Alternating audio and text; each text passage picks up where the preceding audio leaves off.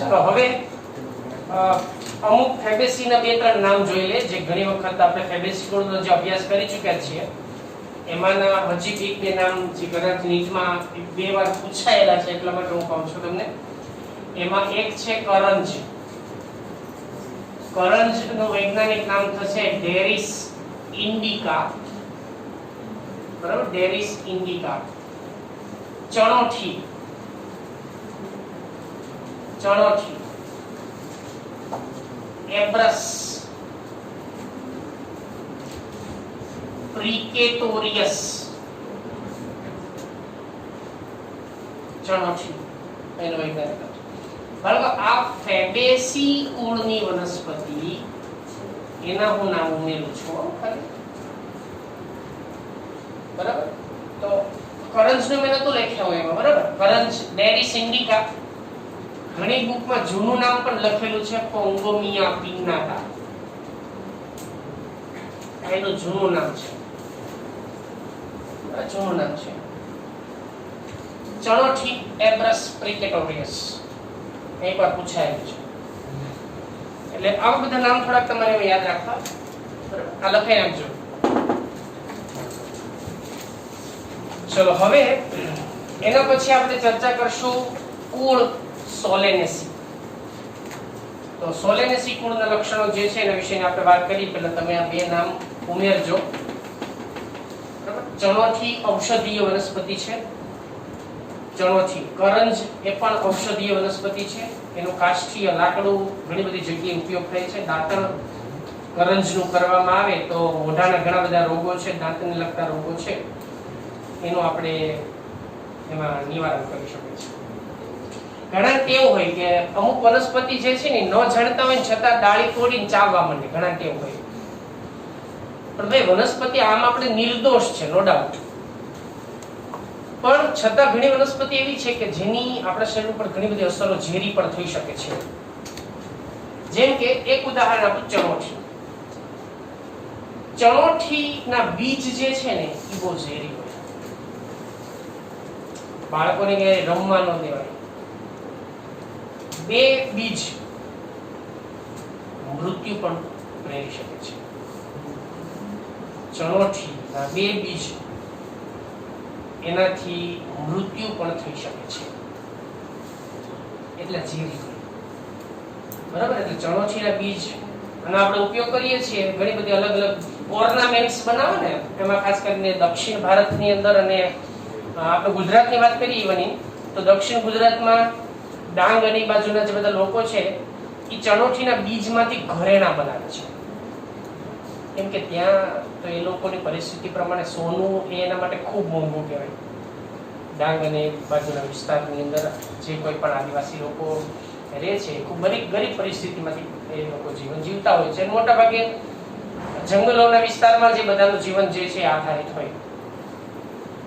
એટલે એના આભૂષણો એટલે શું ભાઈ? તો આ બધા વનસ્પતિના જે બીજ છે, વનસ્પતિના જે કોઈ પણ એવા ભાગો છે અન્ય, એમાંથી લોકો આભૂષણો બનાવે છે. એ એના પારંપરિક આભૂષણો છે. એના પારંપરિક આભૂષણો છે. બરાબર, એટલે એ લોકોએ હજી એનો વારસો જાળવી રાખ્યો ખરો. બરાબર, એટલે એ લોકો એના જે પારંપરિક જે બધા તહેવારો હોય ને એમાં એ આ ચણોઠી ને બધા ભેગા કરીને એમાંથી માળા બનાવે છે, એમાંથી અલગ અલગ પ્રકારના તોરણ બનાવે છે, જુદા જુદા બાકીના પેલા બ્રેસલેટ ને એવું પણ બનાવે છે. અને આપણે જોઈએ તો આપણને નવું લાગે. એટલે એ લોકો શું કરે કે ત્યાં જે બધા મતલબ જે બધા પ્રવાસીઓ જાય પર્યટનમાં ને ફરવા માટે એને એ લોકો એનું વેચાણ કરે. એટલે એના આર્થિક પણ ફાયદો થાય ને. બરાબર, એટલે એ પ્રમાણે પણ વનસ્પતિ ઝેરી પણ છે અને નિર્દોષ પણ છે. નિર્દોષ એટલે એનો કોઈ આપણે બીજું કોઈ એમાં વનસ્પતિનો આપણે ઉપયોગ કરીએ તો એને આડઅસર બહુ નથી થતી. પણ બધાની એવો અસર નથી, બધાની વાત નથી. તમે બધા જાણો છો ગિરનારની અંદર લીલી પરિક્રમા થાય, ખબર છે તમને? ઘણા બધા લોકો એમાં જોડાતા હોય છે. ગિરનારની પરિક્રમાની અંદર કદાચ તમે જો સાંભળ્યું હોય તો લાખોની સંખ્યામાં ઘણા બધા લોકો જે છે ગિરનારની પરિક્રમામાં ભાગ લેતા હોય. અને ગિરનાર ગિરનાર એ ઔષધીય વનસ્પતિનું મુખ્ય ઘર કહેવાય, સ્થાન કહેવાય. એમાં અઢળક માત્રામાં ઔષધીય વનસ્પતિઓ છે. અઢળક પ્રમાણ. પણ ઘણી એવી પણ ઔષધીય વનસ્પતિઓ છે કે જેને આપણે ઓળખી નથી શકતા, જેને આપણે જાણતા નથી, જેને આપણે મતલબ આપણે એના વિશે નથી જાણતા, પણ વિષયના જે અનુભવી હોય, ત્યાંના જે બધા સ્થાનિક લોકો હોય, બરાબર, ત્યાં રહેતા જે કોઈ પણ એમાં સાધુ સંતો હોય, ઘણા વનસ્પતિઓ વિશેનું જ્ઞાન એની પાસે ઘણું હોય. એટલે એક ભાઈ પરિક્રમાની અંદર ગિરનારની પરિક્રમામાં નીકળ્યા. એને ત્યાં લગભગ બે દિવસ 3 દિવસ જેટલી પરિક્રમામાં સમય લાગે. પછી તમે કેટલો સમય લ્યો એના ઉપર આધાર છે. એટલે સવારે પડ્યો એને એમ થયું કે હાલ ને ભાઈ દાંતણ કરી લઈએ. વનસ્પતિ બધી દાંતણ તો બધા ના કરાય એને એમ હતું. એટલે એને એક વનસ્પતિની ડાળી લીધી, જ્યાં પણ હાથમાં આવી એને ડાળી તોડી લીધી અને દાંતણ ચાવવાનું શરૂ કર્યું. ચાલતા ગયા, દાંતણ ચાવતા ગયા. ભાઈ અડધી કલાક સુધી એને દાંતણના મોજમાં આવી ગયા એટલે ચાવવાનું શરૂ રાખ્યું. પછી એને દાંતણ કાઢ્યું, કોગળો કર્યો, ભેગા દાંત વહી ગયા. પ્રશ્ન થાય કે ભાઈ દાંત કેમ પડી ગયા?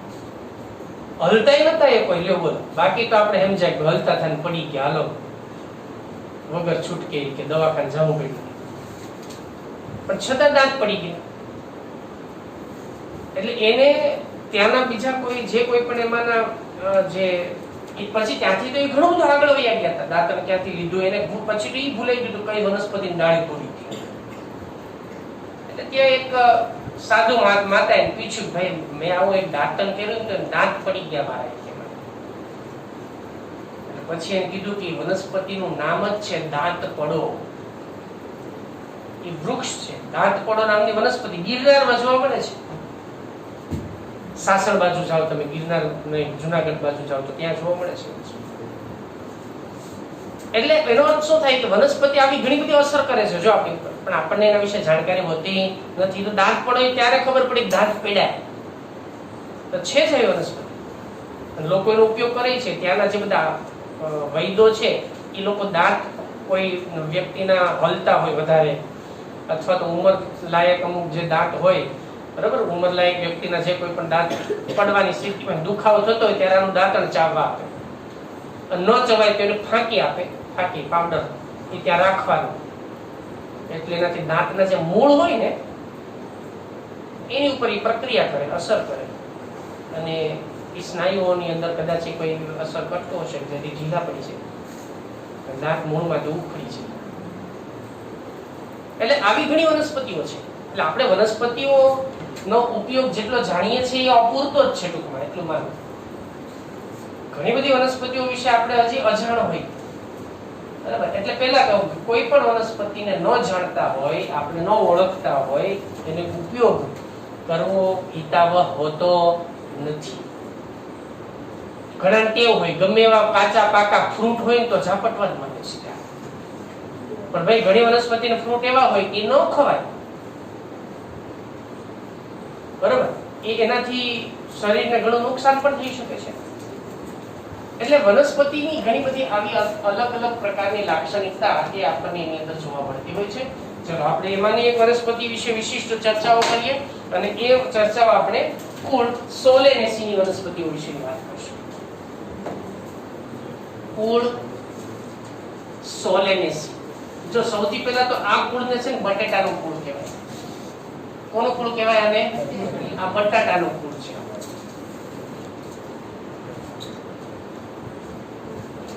બરાબર, આ કુળને બટેટાનું કુળ કહેવાય. કેમ કે આની અંદર બટેટા, રીંગણા, ટમેટા, મરચા આ બધી વનસ્પતિનો સમાવેશ આમાં થાય. એટલે આને આપણે પોટેટો ફેમિલી તરીકે ઓળખવામાં આવે છે. હવે સૌથી પહેલા ત્યાંથી આપણે બટેટા કુળની જે વર્ણનની શરૂઆત મેં તમને પહેલા કીધું છે, ત્યાંથી કરશું આપણે એનું નિવાસ સ્થાન, એટલે એના વાનસ્પતિક લક્ષણો. બરાબર. સોલેનેસી કુળની જે વનસ્પતિ છે ને, જો મેં કીધું એમાં કોનો સમાવેશ થાય મગજમાં ક્લિયર રાખો. પહેલા એમાં બટાટાનો સમાવેશ થાય, રીંગણનો સમાવેશ થાય, ટમેટાનો સમાવેશ થાય, મરચાનો સમાવેશ થાય. આ બધી વનસ્પતિ એમાં આવે. હવે તમે વિચારો ભાઈ કયો વિસ્તાર એવો ન હોય કે એમાં બટેટા ન વપરાતા હોય. બોલો, શાકભાજીનો રાજા કહેવાય બટેટા. દરેક શાક ભેગો ભળી જ જાય છે. હે, બટેટા શાકભાજીના રાજા કહેવાય. દરેકમાં ઉપયોગમાં લઈ શકાય. હા, અમુક થોડું ઘણું મિસમેચિંગ હોય પણ મોટા ભાગના શાકની સાથે આપણે બટેટાનો ઉપયોગ કરી શકાય. એટલે સોલેનેસી કુળમાં આવી બધી વનસ્પતિઓનો સમાવેશ થાય. આ વનસ્પતિઓ લગભગ બધી જ વિસ્તારોમાં જોવા મળે છે. પછી એ ઉષ્ણકટિબંધ હોય. ઉષ્ણ એટલે કેવું? બરફ. ગરમ. ઠીક. ઉષ્ણ કટિબંધ. શીત કટિબંધ અને સમશીતોષ્ણ. મીડિયમ. બરાબર છે. અમુક સિઝનલ ચેન્જિંગ થાય. અમુક સમય પરિસ્થિતિ બદલાય, ગરમ ઠંડી અલગ અલગ સમયાંતરે હોય. સમશીતોષ્ણ પ્રતિબંધના જે વિસ્તારો છે એ વિસ્તારોમાં આ વનસ્પતિ જે છે સરળતાથી આપણને જોવા મળતી હોય છે.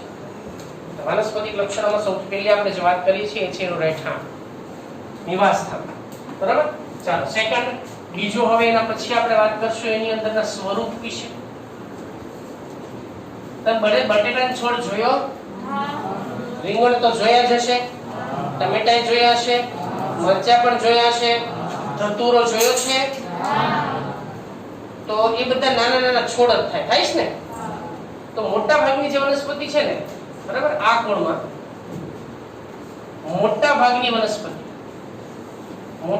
વનસ્પતિ એ આમ તો છોડ કે ક્ષુપ સ્વરૂપની છે. એમાં ભાગ્યે જ વૃક્ષ જોવા મળે છે, ભાગ્યે જ. લગભગ એકાદ જ સ્પીસીસ એવી છે એની, એકાદ જ જાતિ એવી છે એની કે જે વૃક્ષ સ્વરૂપની છે, અને એ આપણે ભારતમાં નથી થતી. આફ્રિકન જંગલોની અંદર ને એમાં જોવા મળે છે. એટલે આપણે સામાન્ય રીતે વાત કરીએ તો આખોની મોટા ભાગની વનસ્પતિ છે એ છોડ કે ક્ષુપ સ્વરૂપે છે. ભાગ્યે જ વૃક્ષ સ્વરૂપની કોઈ વનસ્પતિ જે છે એનો સમાવેશ આકૃતિની અંદર કરવામાં આવતો હોય છે. બરાબર. તો એના લક્ષણ ભાગ્યે જ કોઈ જોવા મળે છે વૃક્ષ સ્વરૂપની. સોલેનમની અલગ અલગ જાતિ છે, આપણે એ નથી જોવા મળતી. હવે એના પછી આપણે એના પ્રકાર વિશેની વાત કરીએ. ત્રીજું લક્ષણ પ્રકાર. પછી આપણે પર્ણ વિશે ચર્ચા કરીશું. હવે જો મેં તમને કીધું એમ બટેટા તો એનું પ્રકાર ભૂમિગત ઘણો ખરો ખોરાક સંગ્રહિત હોય. મરચા, ટમેટાનું પ્રકાર તમે જોજો, ટમેટા જે છે ઘણી બધી શાકીય રીતે ફેલાયેલા હોય અને એના ઉપર નાના રોમ આવેલા હોય. તમે કાંટાળા રીંગણ જોયા છે ને, તો એમાં કંટકો હોય, એમાં નાના નાના રોમ આવેલા હોય. એની સપાટી જે છે અમુકની સુવાળી હોય ને અમુકની એકદમ ખરબચડી હોય, ઘણા લીસી પણ હોય. તો હવે જે ટેક્સ્ટબુકમાં શબ્દ જે વાપરવામાં આવ્યા છે કે પ્રકાંડ શાકીય, ભાગ્યે જ કાષ્ઠીય હોય છે. ચાલો આ બે શબ્દ સમજીએ. પ્રકાંડ જે છે એ એમાં શાકીય હોય છે. મેં આ શબ્દ વિશે તમને કીધેલું છે, શાકીય એટલે શું, ભાગ્યે જ કાષ્ઠીય. ભાગ્યે જ કાષ્ઠીય આ બે શબ્દ જે છે ને વિરોધી શબ્દ છે. શાકીય શબ્દનો અર્થ થાય કે જે પ્રકાંડ છે એ પ્રકાંડ વળી શકે તેવું ઉમળું હોય, નબળું હોય. વાળો તો વળી જાય, બટકી ન જાય. સમજો છો ને તમે? જો બટકી જાય, ભાંગી જાય તો એ કેવું હોય? કાષ્ઠ. કાષ્ઠ એટલે કડક. કાષ્ઠ એટલે કેવું? કડક. શાકીય એટલે કે જે વળી શકે તેવું. કાષ્ઠીય એટલે કડક, કઠણ એમ પણ કહી શકે. એ ભાંગી જાય. તો આની અંદર જે પ્રકાંડ આપણને જે જોવા મળે છે એ પ્રકાંડ શાકીય હોય. બરાબર. એટલે વળી શકે તેવું, તમે વાળો તો ભાંગી ન જાય. ઘણી વનસ્પતિ એવી પણ છે કે તમે એનું જો પ્રકાંડ વાળો ને તો વળે નહીં, ભાંગી જાય. કેમ કે જાતિઓ પ્રમાણે લક્ષણો જુદા જુદા પ્રકારના જોવા મળે, એક સરખા હોતા નથી. પછી શબ્દ જે વાપર્યો છે કે પ્રકાંડ હવાઈ, સીધા, નળાકાર, શાખિત. જો પાછો નવો શબ્દ આવ્યો, શાખિત. શાખિત, નળાકાર, સીધા. બરાબર. ઘણી વખત વચ્ચેથી પોલા. હવે શાખિત એટલે શું? જે પ્રકાંડ શાખાઓ ધરાવે એને શાખિત કહેવાય. જે શાખાઓ ન ધરાવે એને અશાખિત કહેવાય. ઉદાહરણ તરીકે નાળિયેરી. નાળિયેરીની શાખા છે નહીં, એક જ મુખ્ય પ્રકાંડ જ હોય ને, એને કોઈ શાખા ઉત્પન્ન થતી નથી, તો એને કેવી કહેવાય? અશાખિત. તમે પીપળો જો, વડ જો, પીપર જો, આ બધી કેવા છે? શાખિત. શાખિત એટલે કે જે શાખાઓ ધરાવે. તો આનું પ્રકાંડ શાકીય, શાખિત બે શબ્દ છે. જોજો, ડોન્ટ બી કન્ફ્યુઝડ બિટવીન શાખિત એન્ડ શાકીય. બે શબ્દ યાદ રાખજો. શાકીય એટલે વળી શકે તેવું, એનું વિરોધી શું? કાષ્ઠીય. શાખિત એટલે જે શાખાઓ ધરાવે, એનું વિરોધી શું? અશાખિત. જામનો. ઓકે. બીજું નળાકાર. પ્રકાંડ તો નળાકાર જ હોવાનો છે. સીધા હોવાના છે, અમુક ટટ્ટાર સીધા પણ પ્રકાંડ હોવાના છે એની અંદર. બરાબર? એટલે પ્રકાંડ જે છે સીધા, ટટ્ટાર, નળાકાર. બીજું મેં હમણાં કીધું તમને, કેટલાકમાં રોમ હોય, બરાબર? કેટલાક રોમમય અને કેટલાક રોમ વિહીન. રોમમય અને રોમ વિહીન આ બે શબ્દ છે. હવે રોમ એટલે શું ભાઈ? કોઈ પણ વનસ્પતિના પર્ણ કે પ્રકાંડ ઉપર ઉદ્ભવતા રોમમય એટલે કે એકદમ પાતળા તંતુમય બહિરુદ ભેદને, વાળ જેવી રચનાને રોમ કહેવાય. જો પ્રકાંડ ઉપર રોમ હાજર હોય તો રોમમય કહેવાય, રોમ હાજર. અને જો રોમ ગેરહાજર તો એને રોમ વિહીન કહેવાય, રોમ ગેરહાજર. હવે અમુકમાં રોમની હાજરી જોવા મળશે, અમુકમાં રોમ ગેરહાજર પણ હોઈ શકે છે. આ પ્રકારની લાક્ષણિકતા છે. મેં પહેલા જ કીધું તમને કે અહીંયા આ બટેટાનું કુળ છે, તો બટેટાના કુળમાં ભૂમિગત પ્રકાંડ જે છે ખોરાક સંગ્રહિત હોય બટાટામાં, એની નોંધ કરવી પડે. બરાબર? કે બટાટામાં ભૂમિગત પ્રકાંડ જે છે એ ભૂમિગત પ્રકાંડ જે ખોરાક સંગ્રહિત હોય, બરાબર? એને ખોરાકનો સંગ્રહ કરેલો હોય. બાકી તમે ટમેટા લ્યો, રીંગણ લ્યો, એના પ્રકાંડ ખોરાક સંગ્રહિત હોતા નથી. ખોરાક સંગ્રહિત પ્રકાંડ શેમાં જોવા મળે છે? બટાટામાં જોવા મળે છે. તો બાળકો આ જે લાક્ષણિકતા છે ને એ એના પ્રકાંડ વિશેની વાત છે. હવે એના પછી આપણે વાત કરશું એના પર્ણ વિશે. બરાબર? કે આ પર્ણમાં કયા કયા લક્ષણો જોવા મળે છે, એના પર્ણ વિશે વાત કરીએ. તો સૌથી પહેલા તો આના જે પર્ણ છે એ સાદા અને બીજું એકાંતરિક જોવા મળશે. એકાંતરિક એટલે એક પછી એક. એક ગાંઠમાંથી કેટલા પર્ણ એકાંતરિકમાં? 1. સન્મુખ હોય તો 2. એટલે આની અંદર પર્ણ જે છે સાદા પણ જોવા મળે છે. અને બીજું ભાગ્યે જ પીંછાકાર સંયુક્ત પ્રકારના હોય છે. ભાગ્યે જ એટલે કેટલીક જાતિમાં ભાગ્યે જ સંયુક્ત પીંછાકાર હોય છે. બરાબર? કેટલીક જાતિની અંદર ભાગ્યે જ એ સંયુક્ત પીંછાકાર પ્રકારના જોવા મળતા હોય છે. બાકી મોટા ભાગે સાદા જોવાના છે. આપણે જે વનસ્પતિ જાણીએ છીએ ઓલમોસ્ટ બધી જ વનસ્પતિમાં પર્ણ આપણને સાદા જોવા મળશે. પણ એ અમુક જ જાતિઓ એવી છે કે જેની અંદર આપણને પીંછાકાર પ્રકારના જોવા મળશે. અને બધા જ પર્ણ અનુપપર્ણીય હોય. અનુપર્ણીય એટલે શું થશે? ઉપપર્ણ ગેરહાજર. અનુપર્ણીય એટલે એમાં ઉપપર્ણ ગેરહાજર. અને ઉપપર્ણ હાજર હોય તો શું લખાય? ઉપપર્ણીય. ઉપપર્ણીય. અને દ્વિદળી છે એટલે શિરાવિન્યાસ કેવો જોવા મળશે? જાલાકાર શિરાવિન્યાસ. આ બધા જ લક્ષણો જે છે એ એના વાનસ્પતિક લક્ષણો વિશેની આપણે વાત કરી છે. હવે પછી આપણે ચર્ચા કરશું એની અંદરના પુષ્પીય લક્ષણો. તો પુષ્પીય લક્ષણોની અંદર સૌથી પહેલું આવશે પુષ્પ વિન્યાસ. સૌથી પહેલા આવશે પુષ્પ વિન્યાસ.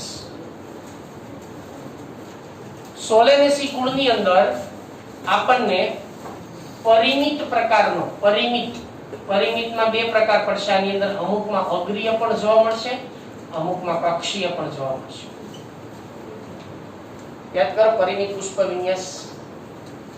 એકાંકી પરિમિત, એક શાખી પરિમિત, દ્વિશાખી પરિમિત, બહુશાખી પરિમિત. યાદ છે ને? તો આની અંદર પરિમિત અને એ પણ એકાંકી.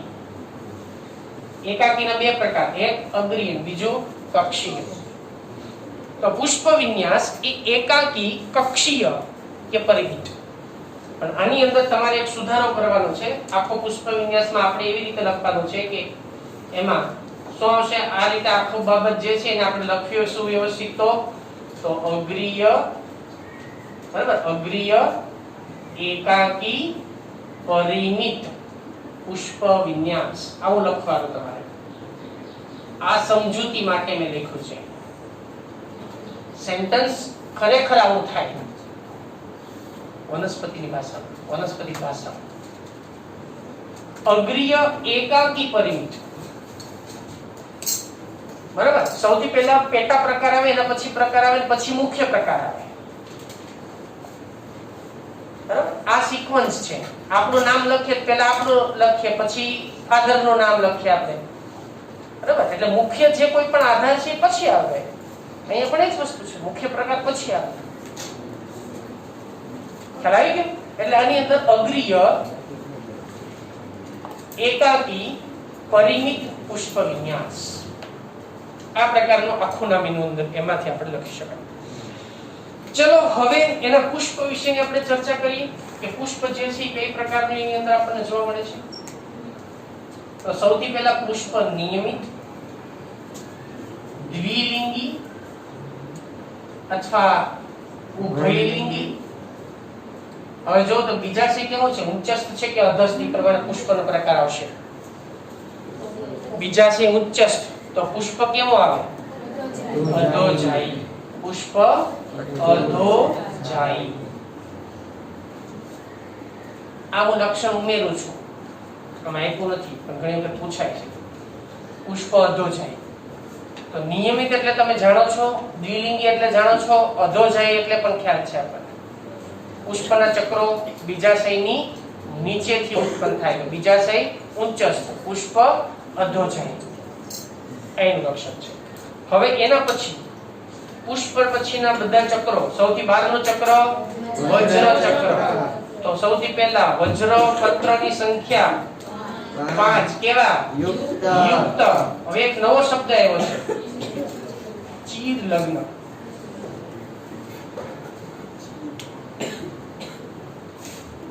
મેં તમને ઉદાહરણ આપ્યું હતું વજ્ર ચક્ર ભણ્યા આપણે ત્યારે, યાદ કરજો.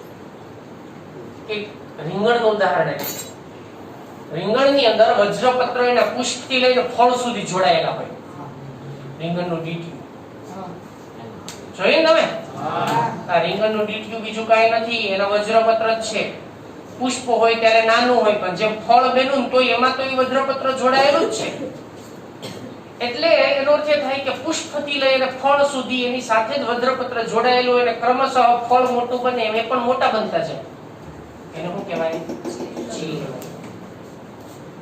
ચીર લગ્નનો અર્થ થાય વજ્રપત્ર લાંબા સમય સુધી જોડાયેલા જ રહે, એમાં આવેલા હોય, ખરી પડતા નથી. જો આનો વિરોધી શબ્દ શું થાય? છિદ્રપાતી. આનો વિરોધી શબ્દ, બરાબર. ચીર લગ્નનો અર્થ શું આપણે લેશું બાળકો? કે જેમાં એ લખી દઉં છું તમને. ચીર લગ્નનો અર્થ, ચીર લગ્ન એટલે શું? વજ્રપત્રો લાંબા સમય સુધી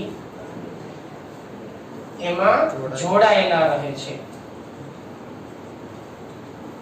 આને ચીર લગ્ન કહેવાય. આને ચીર લગ્ન કહેવાય. હવે આનો વિરોધી, આ તો લાંબો સમય જોડાયેલા રહે, આનો વિરોધી શું થાય? ઝડપથી ખરી પડે. સમજ્યા વસ્તુ? ઝડપથી ખરી પડે તો એને કહેવાય છિદ્રપાતી. છિદ્રપાતી. છિદ્રપાતી એટલે કેવા? ઝડપથી ખરી પડે એવા. આ બધા શું કરે? તો કે ઝડપથી ખરી પડે. આ કોનો વિરોધી છે? ચીર લગ્ન. ચીર લગ્ન એટલે શું? લાંબો સમય સુધી પુષ્પ અને ફળ સાથે પણ જોડાયેલા રહે. છિદ્રપાતી એટલે શું? જેવું પુષ્પ વિકસિત થયું, હજી તો બરોબર ખીલું ફલન થયું ન થયું, એ પેલા વજ્ર ખરી પડે. ઘણી વનસ્પતિ એમાંની એવી છે કે જેની અંદર વજ્રપત્ર જે છે એમાંના એ છિદ્રપાતી હોય. ઉદાહરણ તરીકે જો આપણે એની અંદર વાત કરીએ તો પારિજાતક. તો વનસ્પતિ નામ સાંભળ્યું હોય તો પારિજાતક વનસ્પતિ નામ સાંભળ્યું? પીળી તલવણી. પીળી તલવણી. ભાઈ એટલે અમુક ઉદાહરણ આપું પાછા તમને ટકો નહીં પડે પાછું, એટલે હું પાછળ બહુ ડિટેલમાં નથી જાઉં. બરાબર, નામ યાદ રાખવું, ઉદાહરણ એક બે આવે યાદ રાખવા, પીળી તલવણી છે, પારિજાતક છે, બધા બહુ છે. પણ ખાસ આપણે આની સાથે અહીંયા જોડાણ ધરાવીએ છીએ એટલે આપણે એને ધ્યાનમાં લેશું. આને આપણે ખાલી સમજવા માટેની વાત કરીશું. અને કલિકાંતર વિન્યાસ કેવો છે હવે આમાં? ધારાસ્પર્શી. ચાલો તો એમાં ધારાસ્પર્શી કલિકાંતર વિન્યાસ, હું ખાલી ધારાસ્પર્શી જ લખું છું, કલિકાંતર વિન્યાસ. તો વજ્ર વિશે ખ્યાલ આવી ગયો બધાને? વજ્રપત્ર કેટલા? 5. કેવા? યુક્ત. કેવા? ચીર લગ્ન. અને કલિકાંતર વિન્યાસ ધારાસ્પર્શી. નેક્સ્ટ વન દલ ચક્ર. તો દલપત્રની સંખ્યા 5. દલપત્ર 5. કેવા? યુક્ત. બરાબર, કેવા છે? યુક્ત. અને કલિકાંતર વિન્યાસ કેવો એમાં પણ? ધારાસ્પર્શી.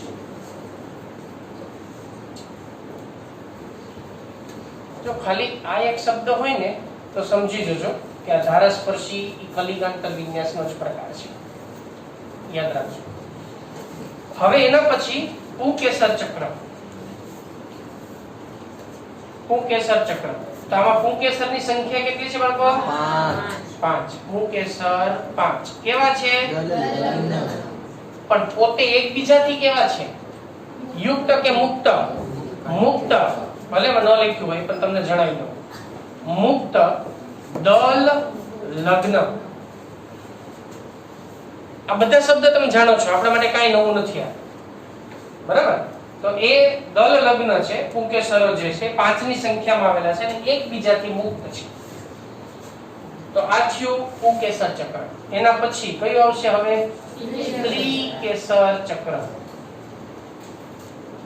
ચાલો, સ્ત્રીકેસર ચક્રમાં સંખ્યા કેટલી? સ્ત્રીકેસર દ્વિસ્ત્રીકેસરીય. દ્વિ એટલે કેટલા? 2. ત્રિ એટલે કેટલા? 3. બરાબર, એટલે આની અંદર આપણને દ્વિસ્ત્રીકેસરીય. દ્વિસ્ત્રીકેસરીય એનો અર્થ એ થાય કે એમાં 2 સ્ત્રીકેસરની સંખ્યા છે. આ બંને એકબીજા સાથે કેવા છે? જોડાયેલા હોય એટલે આને કહેવાય યુક્ત. સ્ત્રીકેસરની સંખ્યા કેટલી છે? 2. બધા એકબીજા સાથે કેવા છે? જોડાયેલા, એટલે એને કહેવાય યુક્ત સ્ત્રીકેસરી. શબ્દ વાપરો ને, યુક્ત સ્ત્રીકેસરી એટલે શું? દ્વિસ્ત્રીકેસરીય યુક્ત. બીજાશય કેવું છે? બીજાશય ઉચ્ચસ્થ. અને જરાય વિન્યાસ કેવો છે? અક્ષવર્તી. અક્ષવર્તી જરાયુ વિન્યાસ. બરાબર, બીજાશય દ્વિકોટરીય. દ્વિકોટરીય એટલે કોટર કેટલા? 2. જરાય વિન્યાસ કેવો? અક્ષવર્તી. મેં તમને યાદ કરો મેં કીધું હતું જેટલા કોટર હોય એટલા જ સ્ત્રીકેસર હોય. યાદ છે ને? જો કેટલા સ્ત્રીકેસર છે? 2. કેવા છે? યુક્ત. હંમેશા યાદ રાખવું, ઓલવેઝ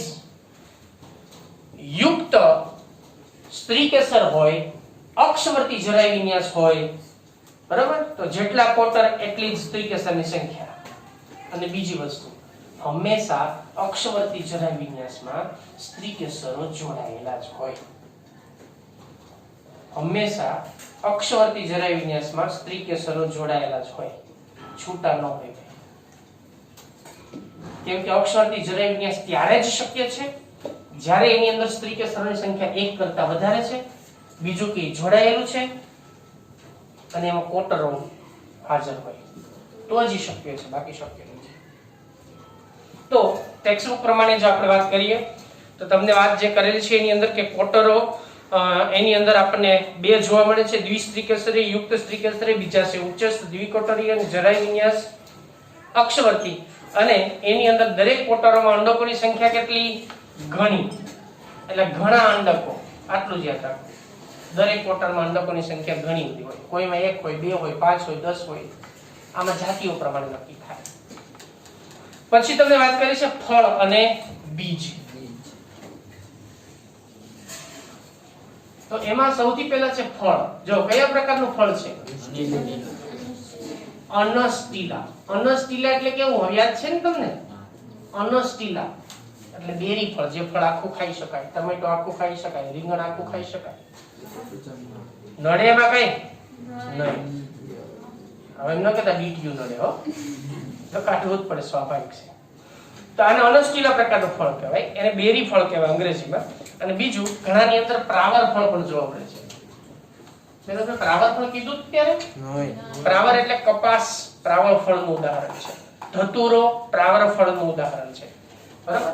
અનસ્ટીલા એ આપણને ટમેટાની અંદર જોવા મળે છે, રીંગણની અંદર જોવા મળે છે. પ્રાવર ફળ એ ધતુરામાં જોવા મળે છે. ધતુરો,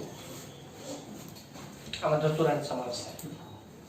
એને પ્રાવર કહેવાય. પ્રાવર એટલે કે જેમાં ફ્રૂટ એટલે ફળ, એમાં ખાંચ હોય, કોટર હોય, અને એમાંથી એ ફાટતું હોય. બરાબર? એને પ્રાવર ફળ કહેવાય. કપાસનું ઝીંડવું તમે બધાએ જોયું છે. તો ઝીંડવું જ્યારે ફાટે ત્યારે એમાં ધાર હોય, ખબર છે ને? એ રીતે જે ફ્રૂટ ફાટે એને પ્રાવર ફળ કહેવાય. બરાબર? એટલે આની અંદર ધાર 2 કરતા વધારે હોય એટલે એને પ્રાવર ફળ કહેવાય. તો આ રીતે પ્રાવર ફળ જે છે એનો પણ સમાવેશ એની અંદર કરવામાં આવશે. બીજ એ આની અંદર ભ્રૂણપોષી પ્રકારનું હોય છે. બરાબર? બીજ ઘણા તમે જોજો, ટમેટાની અંદર પણ ઘણા બીજ નીકળશે, રીંગણમાં પણ ઘણા બીજ નીકળશે, ધતુરામાં પણ ઘણા બીજ નીકળે, મરચામાં પણ ઘણા બીજ નીકળશે.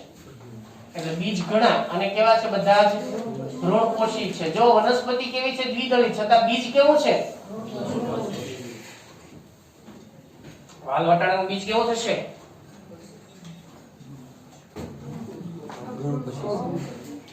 કેવું થાય? ભ્રૂણપોષી. અભ્રૂણપોષી. મકાઈનું બીજ કેવું થાય? બધું અભ્રૂણપોષી. અરે વાહ, આપણે જ બધું ભણીએ એવું બધું ભૂલ્યું લે પાછા. ઓલો આમિર ખાનનું એક પિક્ચર છે, શોર્ટ ટાઈમ મેમરી લોસ, ગજની. એટલે તમને મને લાગે તમે બધા ઈ મોડમાં વધારે હો પાછા. કેવા તો ગજની મોડમાં વધારે હોય. કેમ? તો કે શોર્ટ ટાઈમ મેમરી લોસ. થોડાક સમય પહેલા ભૂલ્યા, ભણ્યા, એ પાછું બધું ભૂલ્યા.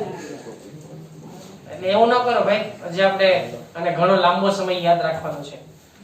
બરાબર? ઘણા મહિનાઓ સુધી. હા, એટલે તો ઘણા મહિનાઓ સુધી.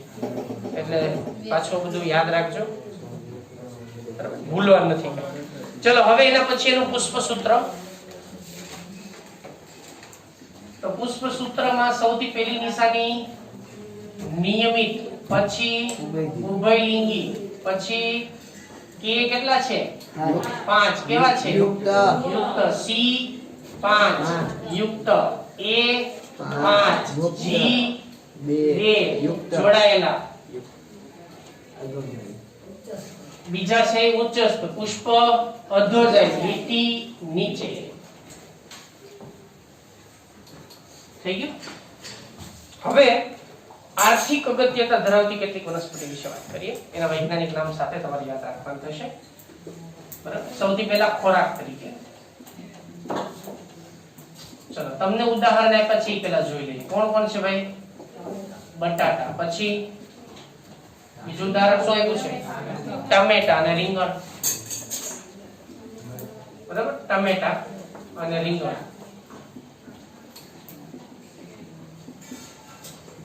આ ખોરાક તરીકે. પછી જે વાત કરવામાં આવી છે તમને ઔષધ તરીકે. ઔષધ તરીકેમાં 2 વનસ્પતિ છે. મસાલા તરીકે. મસાલા તરીકે કોનો ઉપયોગ થાય છે? ચાલો, તો મસાલા તરીકે છે એની અંદર મરચા. બરાબર? પછી ઔષધીય વનસ્પતિ તરીકે. ઔષધીય વનસ્પતિ તરીકે એની અંદર એક છે બેલાડોના, અને બીજું છે અશ્વગંધા. અશ્વગંધા તમે નામ સાંભળ્યું છે કદાચ. પછી એની અંદર ધૂમક તરીકે, એટલે ધૂમ્રપાનમાં જેનો ઉપયોગ થાય છે, ધૂમક તરીકે. ધૂમક તરીકે છે તમાકુ. બરાબર? બીજી સુશોભન માટે. તો સુશોભન ની અંદર આપણે પેટુનિયા જે છે, પેટુનિયા એનો ઉપયોગ કરવામાં આવે છે. પેટુનિયા સાયન્ટિફિક નામ એ પેટુનિયા થશે. બાકીના વૈજ્ઞાનિક નામ જોઈએ. બટેટાનું વૈજ્ઞાનિક નામ જે છે થશે એની અંદર સોલેનમ ટ્યુબેરોઝમ. સોલેનમ ટ્યુબેરોઝમ. ટમેટાનું વૈજ્ઞાનિક નામ થશે લાઇકોપર્સિકોન એસ્ક્યુલેન્ટમ.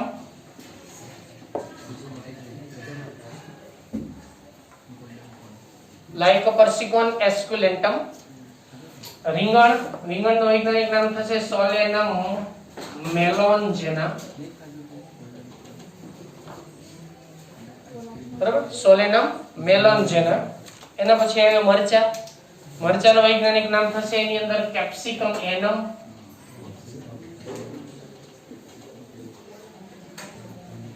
બરાબર, પછી બેલાડોના, એનું બેલાડોના જ રહેશે. બેલાડોના ઈ છે એનું નામ. અશ્વગંધાનું નામ થશે વિધાનિયા સોમનીફેરા.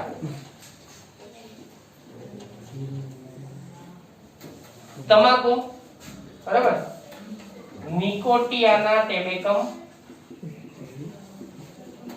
આ તમાકુનું વૈજ્ઞાનિક નામ છે. તમાકુનો ખેતી ચરોતર બાજુ, ખાસ તમે આણંદ વિદ્યાનગરી બાજુ જાઓ એટલે ત્યાં એની ખેતી કરવામાં આવે છે. એને તમાકુના છોડ થાય.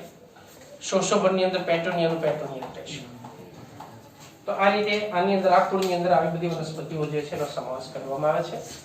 બરાબર, વૈજ્ઞાનિક નામ અને બાકી લક્ષણ બધું લખી નાખો.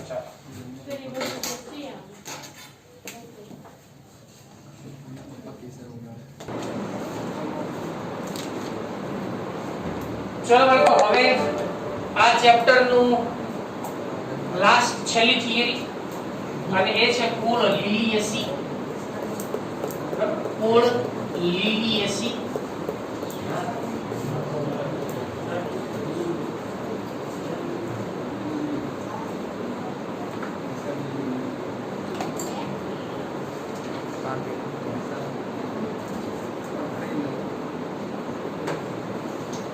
લિલિએસી કુળને લીલી કુળ તરીકે પણ ઓળખવામાં આવે છે. આને લીલી કુળ તરીકે પણ ઓળખવામાં આવે છે. લીલી એ સુશોભિત વનસ્પતિ જે છે ને એની છોડ સ્વરૂપની નાની વનસ્પતિઓ થાય. એને આપણે એનું નામ એટલે લીલી આપવામાં આવ્યું છે. એ કોઈ લીલી બેનની વાત નથી કરતા આપણે, પણ લીલી જે છે અહીંયા એ વનસ્પતિ અને જે સુશોભિત વનસ્પતિ તરીકે ઘણી નર્સરીઓ અને એમાં એ વેચાતી હોય છે. અને એની અંદર ખાલી માત્ર એનો જે પર્ણ જેવી રચના હોય એના ઉપર જ એનો પ્રકાર જે છે એમાં ખાસ એમાં પુષ્પ વિન્યાસ જે છે એની ઉપર જ ઉત્પન્ન થતો હોય. એટલે ખૂબ એટ્રેક્ટિવ, આકર્ષિત પુષ્પ હોય. બરાબર, એક દળી વનસ્પતિ છે આ લિલિએસી કુળ જે છે એનો સમાવેશ એક દળી લિલિએસી એનો સમાવેશ આપણે એક દળી વર્ગમાં કરવામાં આવે છે. વર્ગમાં કરવામાં આવે છે. આપણે જે વાત કરી આગળના બે કુળ, સોલેનેસી કુળ જે છે એના વિશેની જે વાત કરી અને બીજી આપણે જે વાત કરી આગળ ફેબેસી, એ બંને દ્વિદળી વર્ગની વનસ્પતિઓ છે. બરાબર, સોલેનેસી ની જે આપણે વાત કરીએ, સોલેનેસી અને ફેબેસી. બરાબર, આ જે બે કુળ હતા એ દ્વિદળી વર્ગમાં એનો સમાવેશ થાય. લિલિએસી કુળનો સમાવેશ એક દળી વર્ગમાં કરવામાં આવે છે. બરાબર, એટલે સામાન્ય રીતે આવૃત બીજધારી વનસ્પતિના બે વર્ગ છે. એક દ્વિદળી અને બીજો એકદળી. એકદળી વનસ્પતિની અંદર મોટા ભાગની વનસ્પતિઓ જે છે છોડ સ્વરૂપની જ હોય, ભાગ્યે જ કોઈ નથી ઊંચાઈ ધરાવતી હોય. તો એકદળી વનસ્પતિ જે છે એની અંદર આ કુળનો સમાવેશ કરવામાં આવે છે. હવે આપણે એની શરૂઆત જો વાનસ્પતિક લક્ષણોથી કરીએ તો સૌથી પહેલા આમાં ભલે તમને કદાચ ન આવ્યું હોય છતાં હું તમને એમાં જણાવી દઉં છું નિવાસ સ્થાન. તો એકદળી વનસ્પતિ જે છે ને એ આમ તો સમગ્ર વિશ્વમાં લિલિએસી કુળની વનસ્પતિ સમગ્ર વિશ્વમાં બધે જ આપણને વિસ્તરેલી જોવા મળે છે, ફેલાયેલી હોય છે. બરાબર, વિસ્તરેલી હોય. બીજી એક લાક્ષણિકતા એ છે કે આની અંદરના જે કોઈ પણ વનસ્પતિનું જે સ્વરૂપ છે એ સ્વરૂપમાં ઘણો ફેરફાર છે. ભાગની વનસ્પતિ એમાં મોટા ભાગે છોડ સ્વરૂપે જ હોય છે. છોડ સ્વરૂપે ભાગ્યે જ કોઈ વનસ્પતિ એમાં એવી છે, ભાગ્યે જ એ વૃક્ષ સ્વરૂપની હોય. વૃક્ષ કે ક્ષુપ, બરાબર, વૃક્ષ કે ક્ષુપ સ્વરૂપે હોય છે, ભાગ્યે જ. પણ બીજી લાક્ષણિકતા એ છે કે એની અંદર મોટા ભાગનાનો સમાવેશ આપણે એને કંદ તરીકે ઓળખીએ છીએ, જેમાં ઘણા બધાનો સમાવેશ કંદ તરીકે કરવામાં આવે છે. જેમ કે ડુંગળી આપણે ઓલરેડી વાત કરી ચૂક્યા છીએ, એનો કંદ તરીકે સમાવેશ કરશું. એને ભૂગર્ભીય કંદ કહેવાય. એની અંદર વજ્રકંદ છે, ગાંઠામૂળી છે, બરાબર, એવા બધા વનસ્પતિનો સમાવેશ કરવામાં આવે છે. એટલે આની અંદર એક સ્વરૂપની અંદર ઘણી વનસ્પતિ જે ભૂગર્ભીય કંદ સ્વરૂપે હોય છે. ભૂગર્ભીય કંદ સ્વરૂપેનો અર્થ એ થાય કે જેમાં આપણે ડુંગળીને એનો સમાવેશ કરી શકાય, બરાબર.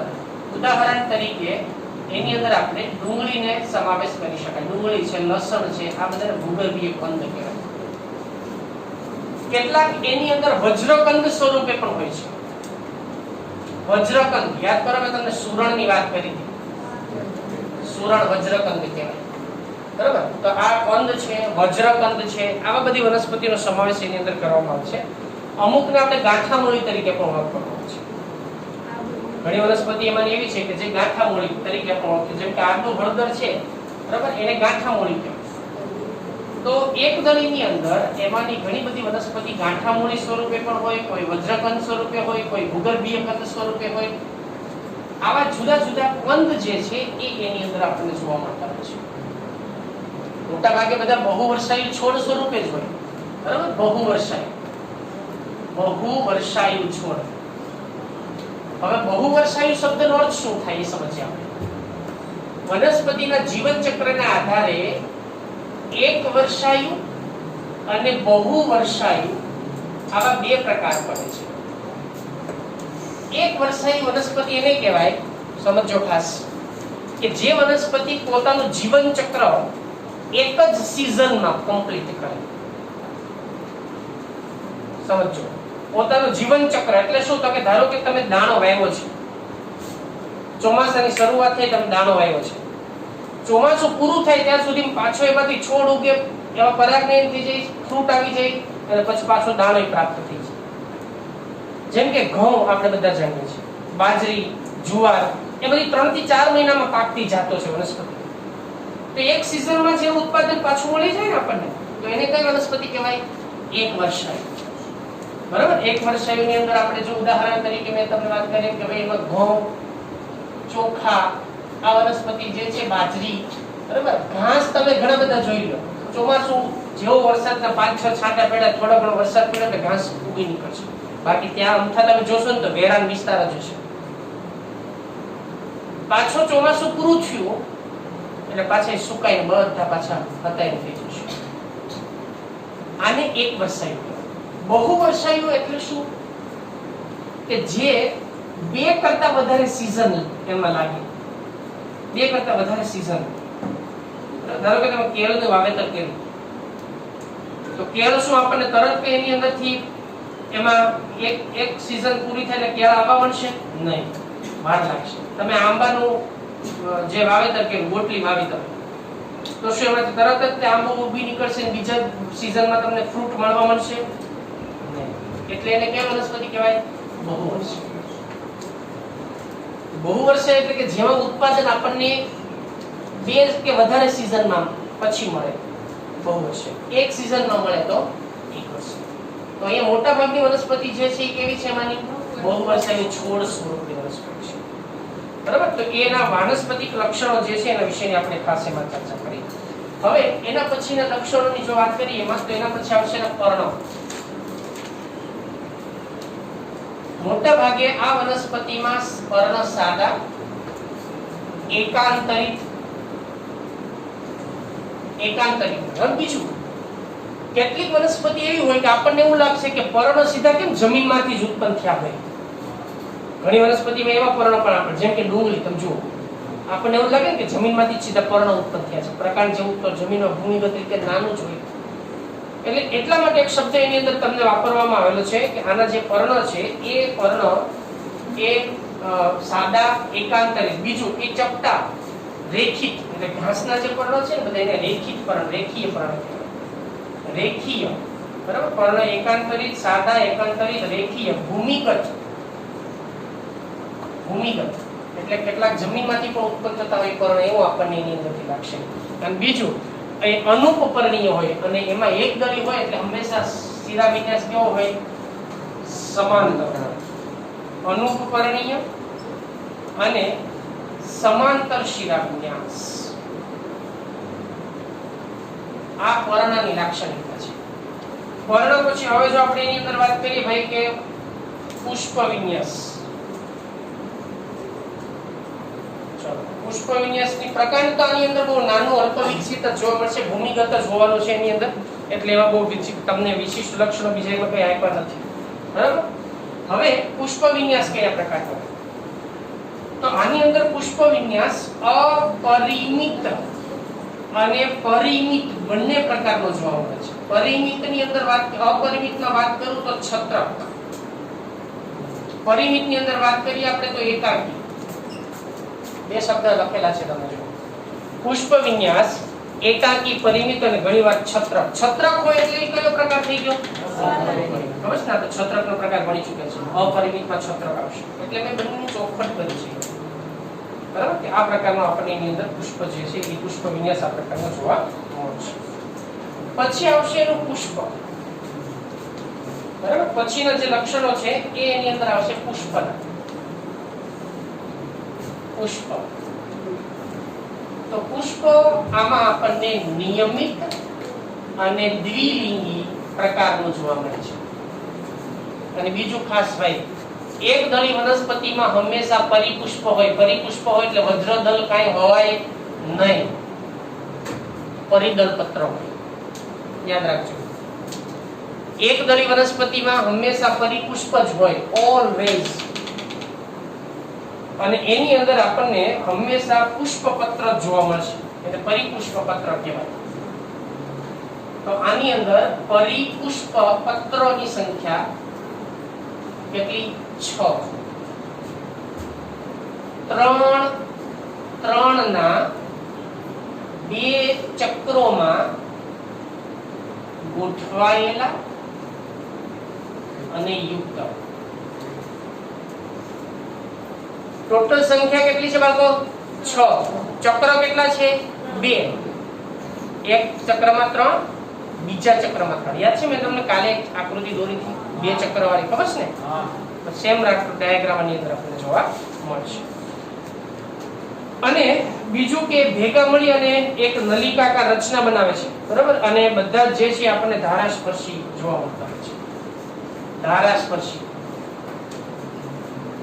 કલિકાંતર વિન્યાસ. તો આ થઈ એના જે પરિદળ પત્રની જે રચના છે એના વિશેની વાત. પછી તમને વાત કરી છે પુંકેસર. તો એના પછી આવશે એમાં પુંકેસર ચક્ર. પુંકેસર ચક્રમાં પુંકેસર ટોટલ કેટલા? 6. 3 ના 2 ચક્રમાં ગોઠવાયેલા. તો હવે 3 ના 2 ચક્રમાં ગોઠવાયેલા હોય તો શું થાય? 3 + 3 આવી રીતે મળશે ને આપણને. બરાબર. અને બધા પાછા કેવા છે? પરિદળ લગ્ન, પરિપુષ્પ લગ્ન. એટલે આનો અર્થ શું થયો કે પુંકેસર કોની સાથે જોડાયેલા છે? પરિપુષ્પ પત્ર સાથે જોડાયેલા છે. આપણે કેમ પુંકેસર દળ લગ્ન એવું કહેતા ને, કે અહીંયા પરિદળ લગ્ન છે. બસ ફરક એટલો જ છે. તો આ એના પુંકેસર વિશેની આપણે ચર્ચા. પછી આપણે વાત કરીશું સ્ત્રીકેસર વિશે. સ્ત્રીકેસર ચક્ર. ચલો, સ્ત્રીકેસરની સંખ્યા કેટલી? 3. સ્ત્રીકેસર છે. સ્ત્રીકેસર 3 કેવા? યુક્ત કે મુક્ત? યુક્ત. યુક્ત સ્ત્રીકેસર હોય, 3 હોય, અક્ષવર્તી જરાય વિન્યાસ પાક્કું થઈ ગયું. ખ્યાલ આવી ગયો? અક્ષવર્તી જરાય વિન્યાસ પાક્કું થઈ ગયું. કોટર પણ પાક્કા થઈ ગયા. કેટલા? 3. ત્રિકોટરીય. બરાબર. અક્ષવંતી જરાય વિન્યાસ, બીજાશય બીજાશય ઉચ્ચસ્થ હોય તો પુષ્પ કેવું હોય? તો પરિપુષ્પ કેવું હોય? અહીંયા પુષ્પ કેવું થશે? અધોજાય. સમજ્યા ને? બરાબર. તો બીજાશય ઉચ્ચસ્થ, ત્રિકોટરીય, 3 કોટર છે. દરેક કોટરમાં અંડકો જે છે ઘણી સંખ્યામાં હાજર છે. અક્ષવર્તી જરાય વિન્યાસ છે, અંડકો ઘણા. ચલો એના પછી એનું ફળ અને બીજ. બરાબર. ફળની જો આપણે એની અંદર વાત કરીએ તો પ્રાવર ફળ છે, ભાગ્યે જ અનસ્ટીલા પ્રકારનું જોવા મળે છે. ફળ પ્રાવર, ભાગ્યે જ અનસ્ટીલા. અનસ્ટીલા એટલે સમજી ગયા ને તમે? આપણે હમણાં જ ઉદાહરણ જોયા છે. અરે સારું. બરાબર. મોટા ભાગના કેવા છે આ? પ્રાવર. પ્રાવર એટલે કોના જેવા? ધતુરા જેવા. કપાસ એના જેવા, ધતુરો એના જેવા, એને પ્રાવર ફળ કહેવાય. બરાબર. એટલે એનો સમાવેશ થાય. બીજું એનો જે બીજ છે એ એકદળી વનસ્પતિ છે. સ્વાભાવિક છે કે બીજ હંમેશા કેવો હોવાનું છે? ભ્રૂણપોષી જ હોવાનું છે. હવે પુષ્પસૂત્ર. પુષ્પસૂત્રમાં સૌથી પહેલા આવશે પુષ્પ નિયમિત, ઉભયલિંગી. અહીંયા પરિપુષ્પ છે, પરિદલપત્ર છે એટલે એની નિશાની આવશે P. 3+3 જોડાયેલા. A પુંકેસર કેટલા છે? 3+3. બરાબર. મુક્ત. અને આ બંને પાછું જોડાણા, બંને વચ્ચે જોડાયેલા છે આ બંને. અને સ્ત્રી કેસર 3 યુક્ત. અને લીટી ક્યાં આવશે? બીજા છે ઉચ્ચસ્થ, તો લીટી નીચે, કેમ કે પુષ્પ અધોજાય છે.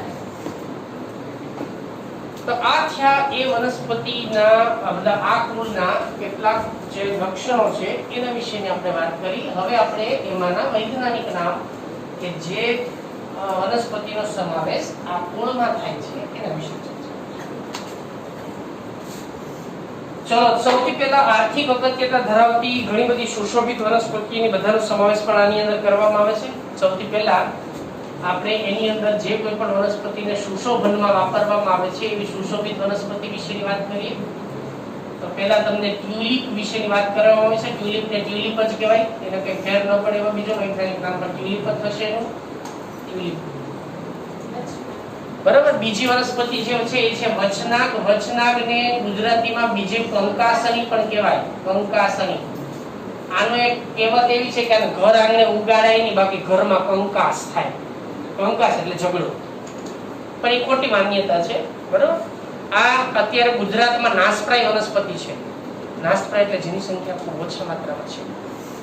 આ નાશપ્રાય છે એટલે આનો ઉછેર કરવો જરૂરી છે. આપણે બચાવવી પડશે ને ભાઈ, હે બચાવવી પડશે. આ છે વચનાગ. બરાબર. એટલે એ સુશોભિત વનસ્પતિ છે, જંગલી જાતિ છે વાસ્તવિક રીતે આપણે. ચલો ઔષધ તરીકે જો આપણે વાત કરીએ એમાં ઔષધ, તો ઔષધ તરીકે આપણે કુવારપાઠું.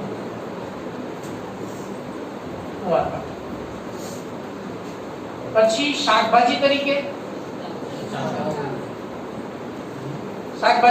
છે સત્તાવરી. આનું શાક નથી થતું, આ ખરેખર ઔષધીય છે, પણ આને આપણે સત્તાવરી જે છે શાકભાજી તરીકે કોઈ ઉપયોગ કરતું નથી સામાન્ય રીતે. બરાબર. સત્તાવરી. અને બીજું છે કોલચિકમ.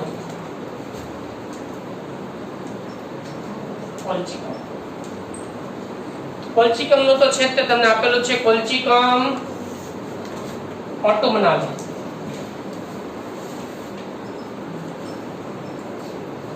કોલચિકમ ઓટોમનાલી.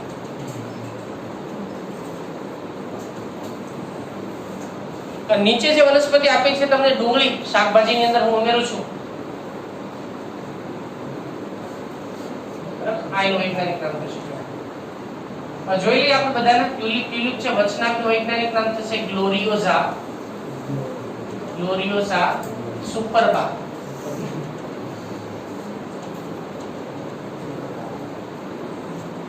ગ્લોરિયોસા સુપરબા. કુવારપાઠું તમે બધા જાણો જ છો ને, એલોવેરા અથવા બીજું થાય એનું એલો બાર્બેડેન્સિસ. આ પણ ક્યાં લખેલું હોય તો સાચું જ છે, ખોટું નામ નથી. શતાવરી એસ્પરેગસ રેસીમોજસ. ડુંગળીનો તમે જાણો જ છો, એલિયમ સેપા.